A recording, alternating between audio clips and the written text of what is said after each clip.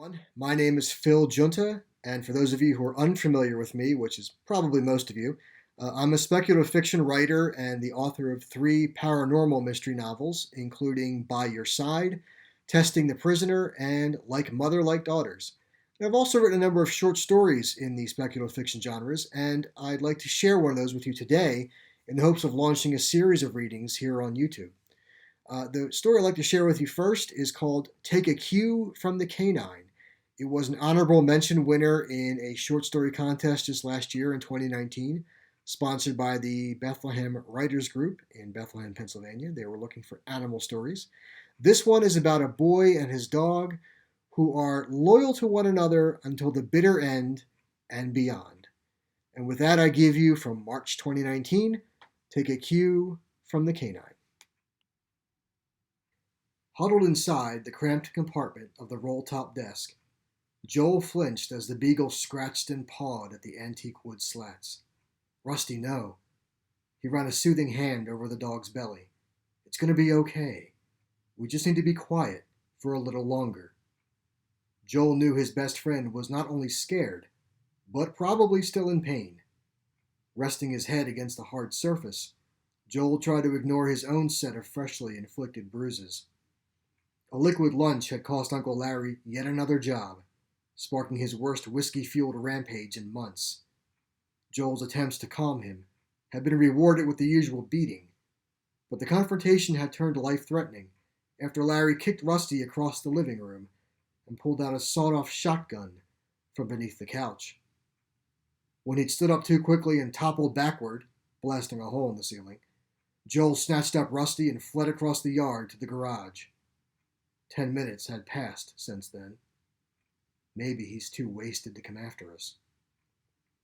The slamming of a door told Joel otherwise. Get out here, boy. You and that damn dog ain't nothing but a burden to me. If it wasn't for taking care of you, I could have... The crack of wood, followed by the shatter of glass, told Joel that his uncle was stumbling along the far side of the garage. Damn it.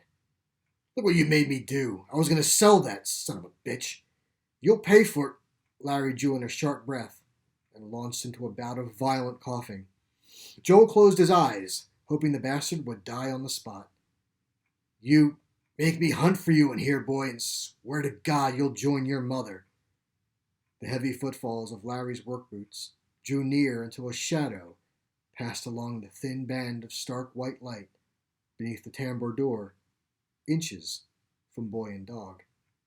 The shadow halted. Joel hugged Rusty close and counted the seconds by the throbbing in his temples. Keep walking. Please, keep walking. Finally, the shadow disappeared. Joel allowed nearly a full minute to pass before risking a sigh. His relief was short-lived. With a yelp, Rusty shoved his snout into the narrow gap. The flexible door creaked and groaned against the pressure. And somewhere in the garage, boot soles scraped against concrete. You think you're so smart. A thundercrack rocked the desk. Rusty howled and thrashed in the compartment. It had been a warning shot. There was no sense in hiding any longer. Joel imagined himself lying in a pool of his own blood before the night was over. But maybe Rusty can get away. Reaching over the terrified dog, Joel slipped his fingers under the door and lifted it slowly, expecting to be greeted by the twin barrels of a sawed-off shotgun. As Rusty skittered off the desk to the floor, Joel shielded his eyes and ravenously inhaled the cool, fresh air. When his vision adjusted, there was no shotgun in his face, no Uncle Larry, no garage. Instead, Joel gazed at a distant horizon dominated by the undulating waves of a vast sea that sparkled beneath the hazy glow of a setting sun. All of this was revealed through three enormous arched windows that spanned floor to ceiling directly across the room. Joel unfolded himself from the compartment and sat on the edge of the roll-top desk, taking in the strange surroundings. Nearly every inch of wall space was consumed by bookcases fully stocked with hardcovers and paperbacks. To his left, Rusty had curled up on one of two high-backed chairs facing a blazing brick fireplace. Joel nearly ordered him off, but thought better of it. If he's comfortable there, he'll stay out of trouble. Off to his right, a softly ticking grandfather clock stood between two mahogany doors that led to parts unknown. Yet it was the view beyond the windows that captivated Joel. As he approached them, he realized that he was on the second floor of wherever this was, and that the ocean lay far below a grassy plateau, mottled with trees and teeming with wild animals of every variety. Sprightly primates scaled branches with graceful aplomb, while giraffes leisurely gnawed on treetops. Below them, a group of pandas rolled and frolicked among scurrying foxes and stolid rhinos as a family of elephants lumbered by. Among this perplexing menagerie, there stood no fences or barricades of any kind. "What is this place?" Joel muttered. "An animal sanctuary, of course."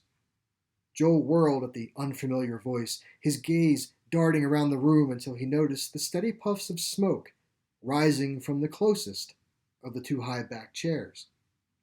From his vantage point, it was impossible to see the occupant. But rather than approach the stranger, Joel kept his distance. He hurried across the room to the other chair, where Rusty remained firmly entrenched. At the sight of Joel, the recumbent beagle's brown and white tail tapped a gleeful tattoo against the upholstered seat.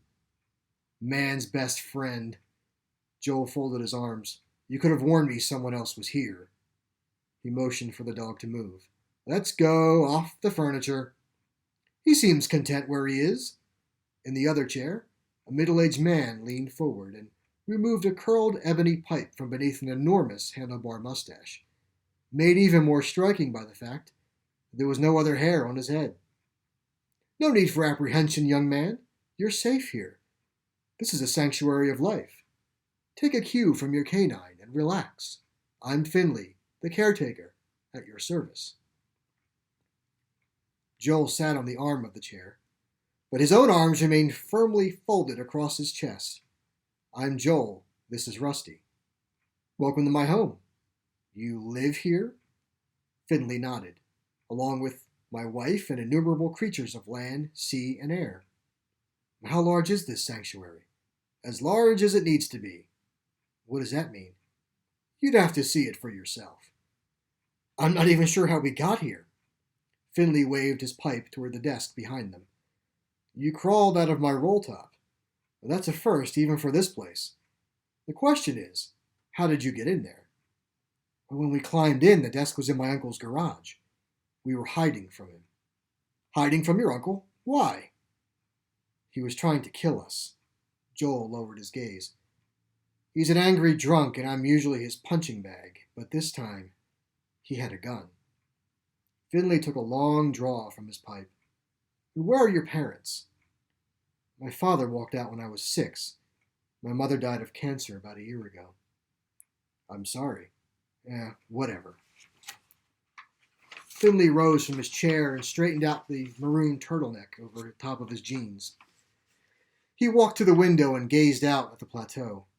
"So you saved not only yourself, but your dog as well." Joel knelt down in front of Rusty. "What else would I do? He's the only friend I have." "What else indeed?"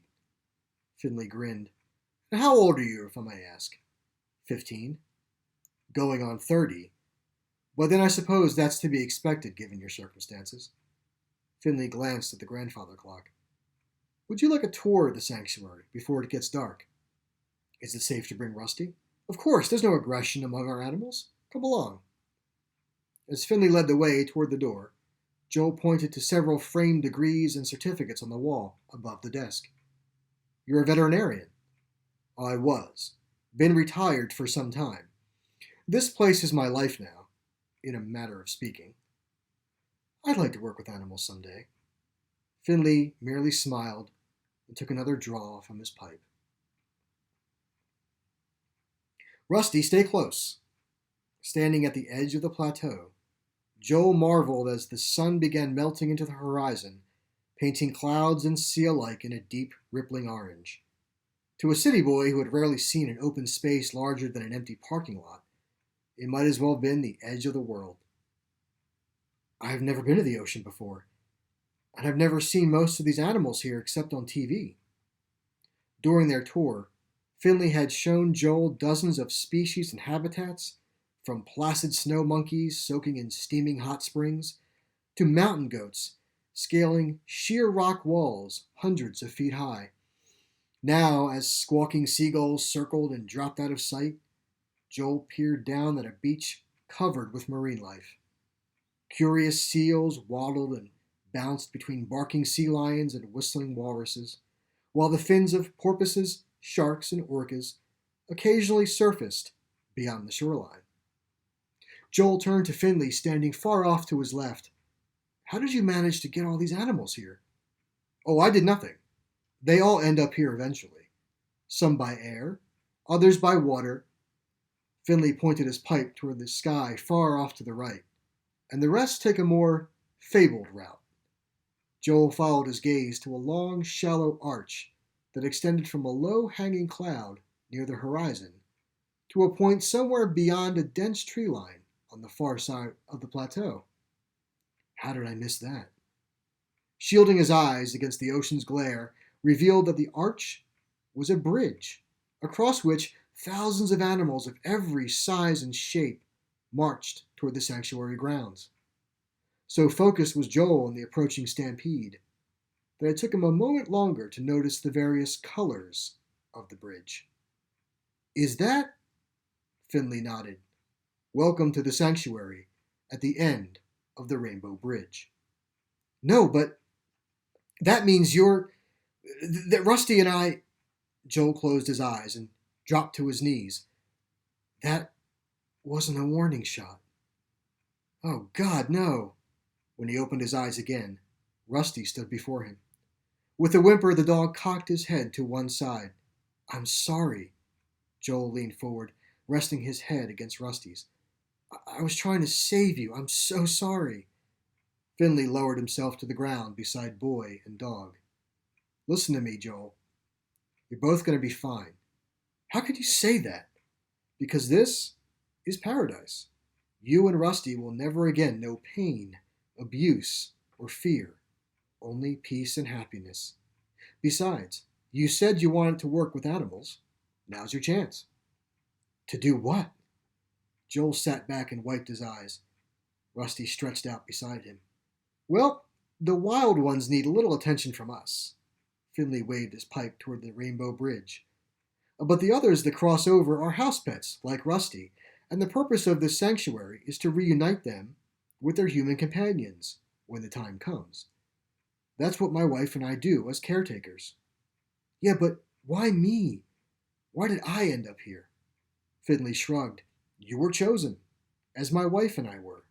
You risked your life to save Rusty. Regardless of the outcome, I believe it was that unconditional love that brought you to us. Besides, we could use the help, and there's plenty of room in the house. What do you say? Joel thought for a moment. I think I'll take a cue from my canine. He patted the beagle's side. What do you say, boy? You think you'd be happy here for eternity? Rusty's tail thumped the ground as he let out an eager yap. Yeah, me too. He looked at Finley.